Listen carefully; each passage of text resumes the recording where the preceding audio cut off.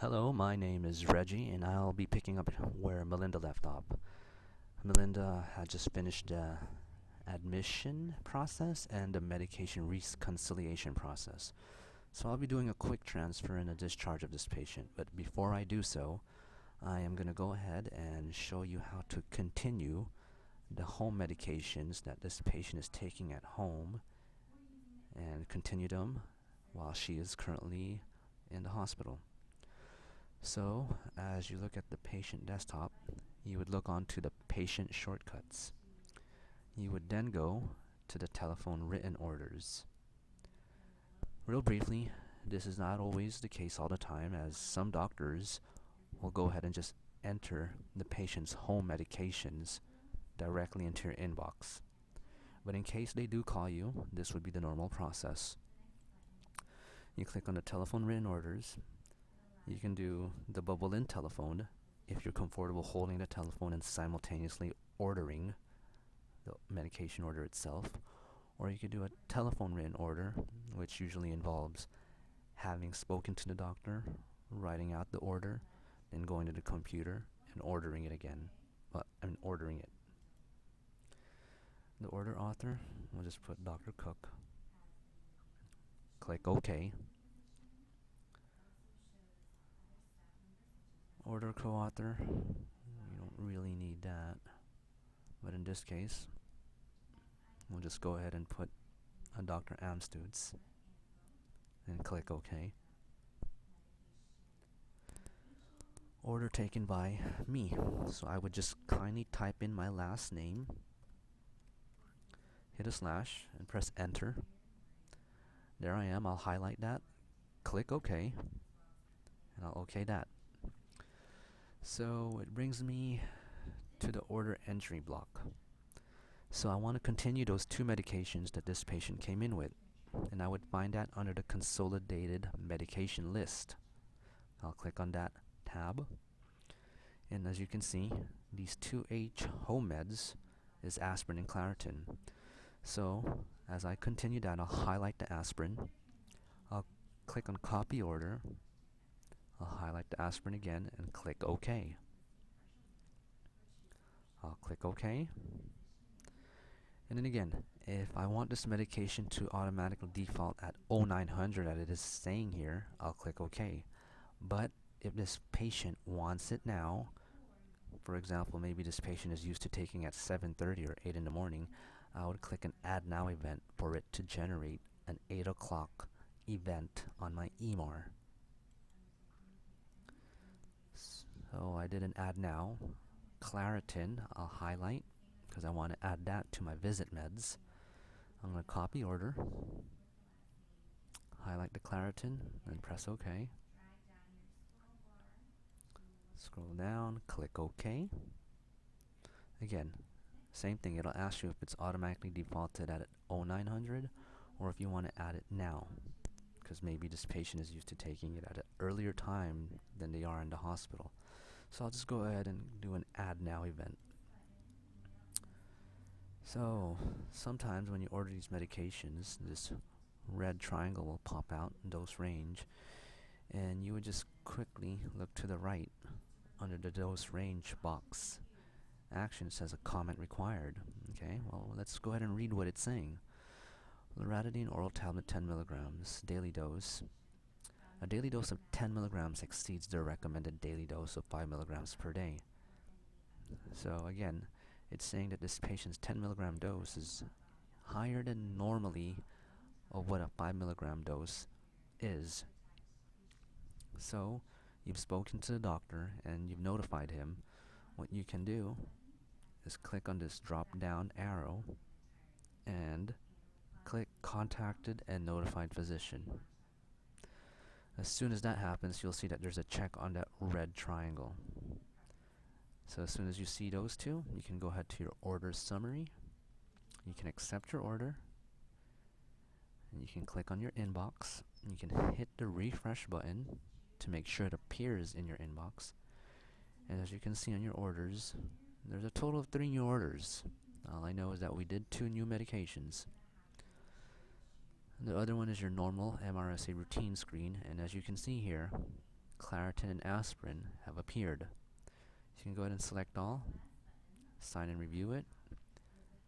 After that, those medications should appear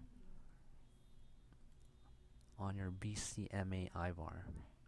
And good enough, there it is.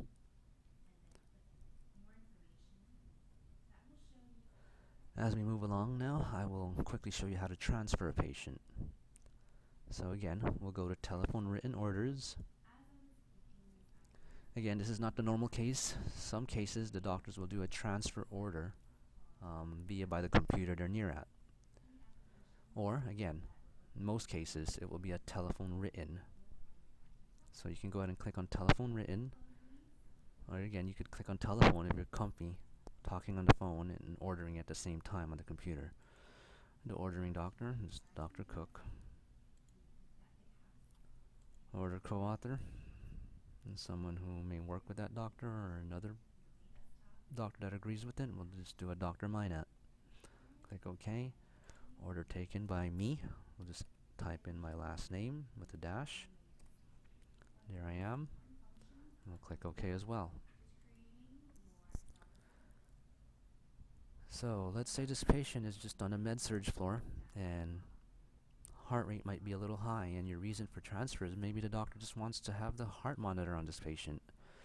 So what you're going to do is go to click on order selection, which we're already at. You're going to scroll down. You're going to see right here there's a folder for admission, transfers, or discharges. So I'm going to go ahead and click on that. So again, we are transferring, and the doctor says to transfer to telemetry. So you'll quickly go on this box and you're going to look under transfer. Okay, you're going to go transfer to ICU, Doheny IC, DOU, telemetry, or med-surg. Well, again, it's going to telemetry. We'll click on telemetry and do an add order.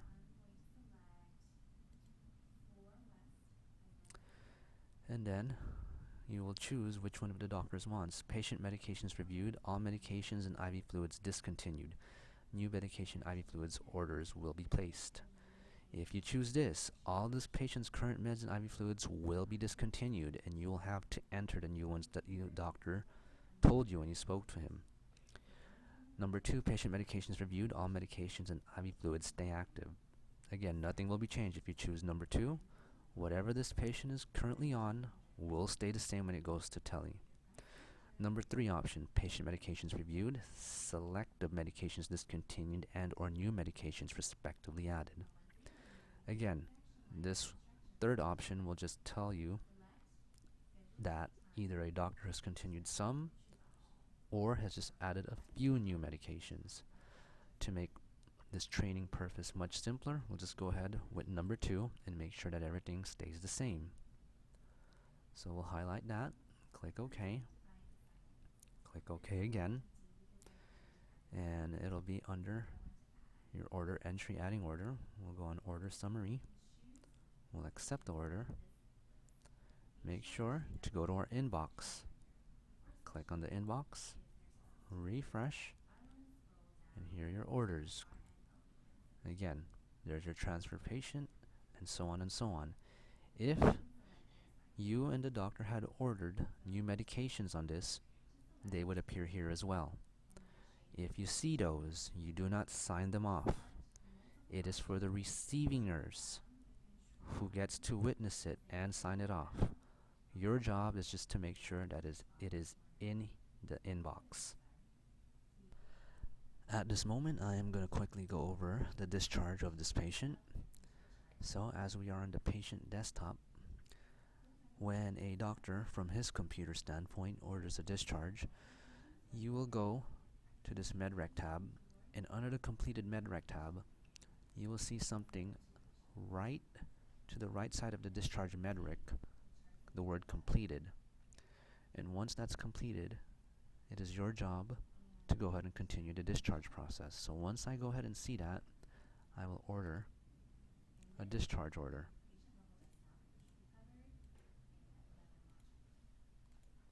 Again, I'll just enter my last name.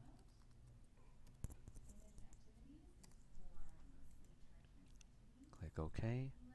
Click OK. And to reconcile those medications that the doctor has okayed to discharge with, I would click under Consolidated Medication List. I would initiate discharge meds, and again, warning, once you do this, there's no going back on this. Again, do you wish to proceed? Yes. And doctor says, go ahead and continue both home medications. So if they're okay to continue, you don't do nothing to it, and we'll just click OK. We will accept that.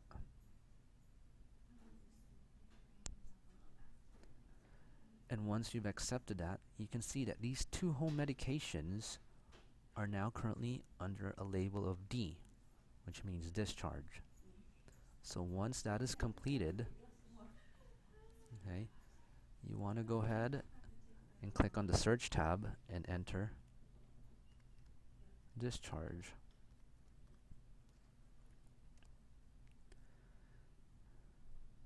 Again, click on discharge patient, add the order. We can just do today because we don't know exactly what time. Okay. Type will be discharged to home. Highlight that and press OK. DC interfacility transfer, again, discharge to home. If it's going to another facility, you click this one. Diet, make sure you have all this ready and handy on your brain. Let's say regular, okay. No texture changes. And you just fill it in according to your patient's diet and any other instructions it has, any wound care, any hygiene restrictions, and any activity. So we'll just click OK. Just click OK as well, OK as well, OK as well, or we can just quickly go to, click on the last line, and just OK that. It's there. We'll go to our order summary, accept the order. Make sure we go to our inbox, click on the inbox, refresh it, and then there we go with discharge patient. So we'll sign that off, and once you sign the discharge, you go to your work list. To refresh your work list, click OK. The things that you should see when you discharge a patient are, again, what you want to see when you discharge a patient on your work list is discharge patient instruction, and you want to see discharge patient. But for me, I will click on my patient desktop. I will go back to medication reconciliation. I will click on discharge med list for my patient. And as you can see here, it will populate the two medications that this patient is going home with, which is aspirin and Claritin. What I will kindly do is print 2 copies, okay, one for the patient and one for our chart, and the patient does have to sign both. And remember, your discharge instructions, which I'm going to go to right now, which is under work list, right here, your discharge patient instructions, go ahead and document. There's just another bunch of questions you have to fill out. Fluid restriction, activity, bathing hygiene, incision, wound, CHF. So for short purposes, I'm just going to click go to, OK this, and just pretend that we have done all this.